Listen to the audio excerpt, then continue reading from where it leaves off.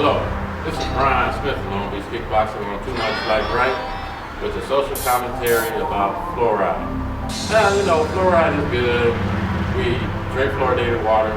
We brush our teeth with it. They even have fluoridated mouthwash.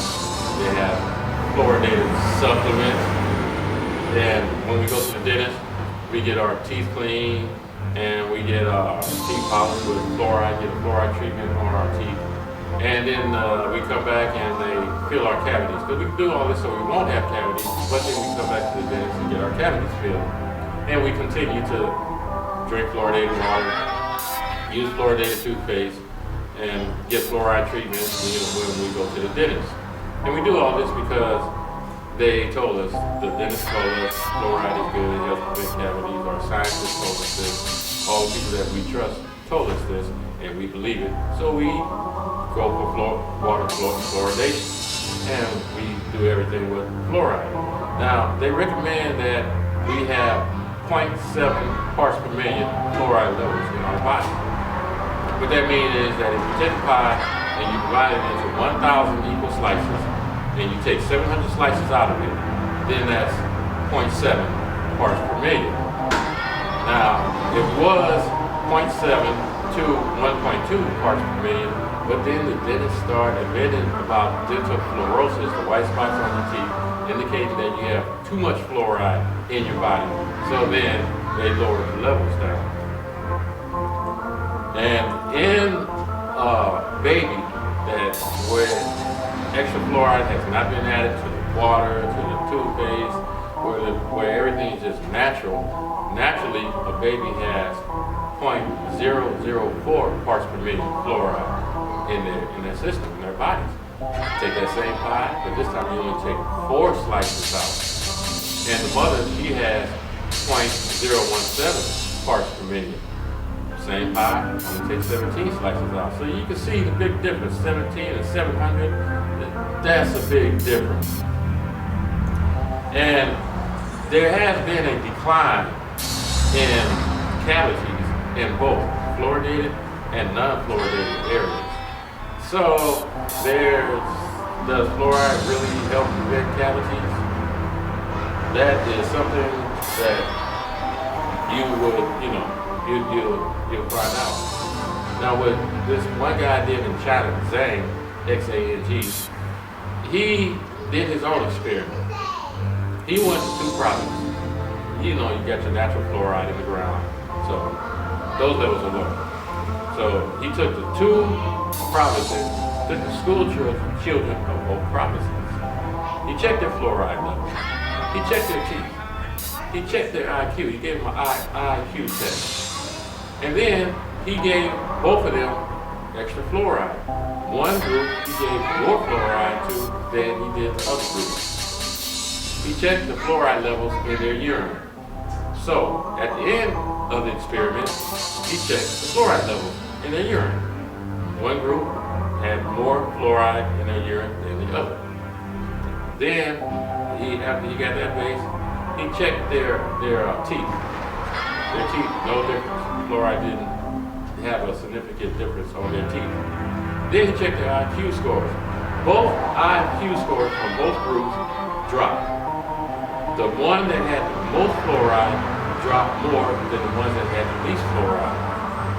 So the result from the experiment, the conclusion was, does fluoride give you a drop in your IQ level? Does your IQ level drop with fluoride? Which makes me think, if it does drop, does that mean it's neurotoxic? Why did your levels drop? Did it affect the neurons in your brain? Just other questions that I have. Plus, what about if you have dental fluorosis on your teeth, which means those white spots, which means those are hard spots, the teeth got harder, is it also through your bones? Because our bones are supposed to be flexible. We have flexibility through our bones. That's why when we jump from a tree or jump from a fence, we can still run away. But we can still run. If our bones was more rigid, then they become more fragile. So then when we jump from the fence, we would hurt ourselves and we couldn't run. there are different types of fluoride. Sodium fluoride, used in toothpaste, mouthwashes, dental varnish, dental preparation, and natural supplements. Also, insecticides and pesticides, used as a preservative for glue, a growth inhibitor for bacteria, fungi, and mold. Making steel and aluminum products because it gives it a uniform metal finish. It's used in glass frosting, wood preservative, and chemical and biological weapons, and can be used in water fluoridation. Calcium fluoride occurs naturally in nature as the mineral fluoride, also called fluorspar. Fluorides are generally toxic to humans, but calcium fluoride is the least toxic because calcium is an antidote for fluoride poisoning. It is commonly found in natural untreated waters. Cryolite or sodium aluminum fluoride is commonly used for aluminum smelting, so it is used as a pesticide on crops, leaving a permissible fluoride residue on and in fresh fruits and vegetables. Fluorosilic acid, commonly used in water fluoridation. This form is a toxic liquid byproduct acquired by scrubbing the chimney stacks of phosphate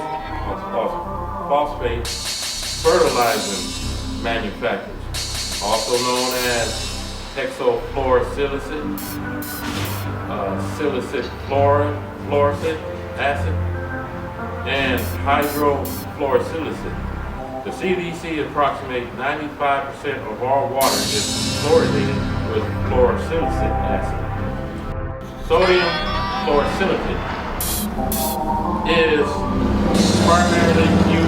primarily added to public drinking water as a fluoridator agent, also in insecticides and wood preservative. Classified as hazardous waste byproduct by the phosphate fertilizer manufacturers, and if not put into our drinking water, must be disposed of in hazardous waste facilities. Also goes by the name of sodium fluoride, sodium silica fluoride, stannous fluoride, popular name for tooth fluoride, and it is added to many toothpaste because it does not biologically become inactive in the presence of calcium as sodium fluoride does. Sulfuric fluoride, applied to fumigants to kill insects and rodents. Sulfuric fluoride was not allowed around food products because of its toxicity. But the EPA reversed this policy following long lobbying efforts by the manufacturers, allowing it to be used on foods in 2009. Sulfuric fluoride leaves a high level of residue on foods and even food packaging.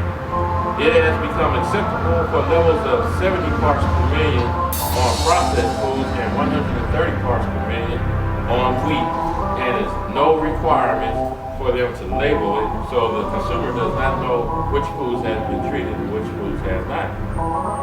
Now, in January 2011, this decision was reversed, and they gave them 3 years to clean up the area and stop using it, and so it could be, so our food could be free of this pesticide, but they keep getting 90 days extension. So we'll see. Now, what you're probably wondering is, how did we allow this to happen? If fluoride is this toxic, how did we allow this to happen? Well, the manufacturers and the companies, they went to Sigmund Freud's nephew, Edward Bernays, the father of propaganda, although he calls it public relations. He knew how to appeal to the emotional side. he already had a good track record because he got women to start smoking. Back in the early days, women did not smoke. And, you know, because women had to be subservient to the man, and women didn't have equal rights. So he waited until they had a big parade that was being televised.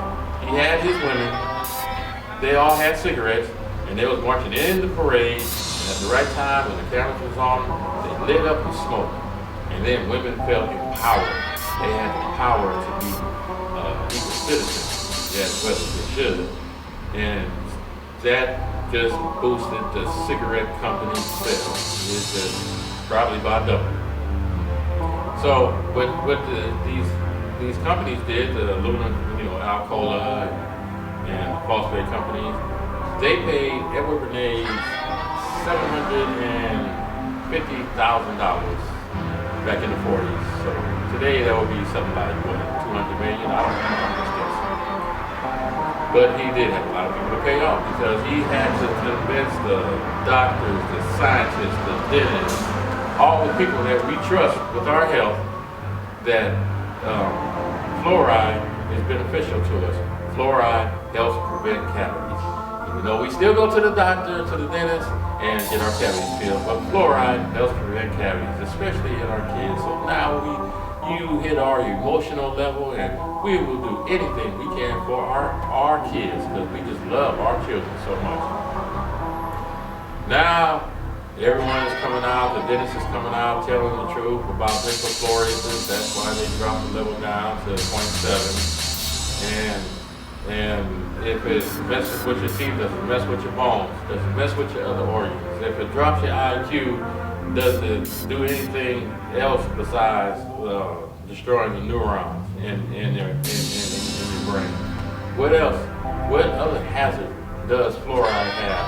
And how many countries still fluoridate their water? It's only about 6 countries that do it. United States, England, probably the Commonwealth countries, but a lot of countries, they stopped fluoridating. San Diego's still fighting to not fluoridate their water. They had a long fight, they lost, but they won't give up. But anyway, this is Ron Smith, Long Beach Kickboxing, on Too Much Like Right, saying stay healthy. Don't believe everything you hear. Think, use your sense, ask why, and stay healthy. Thank you very much.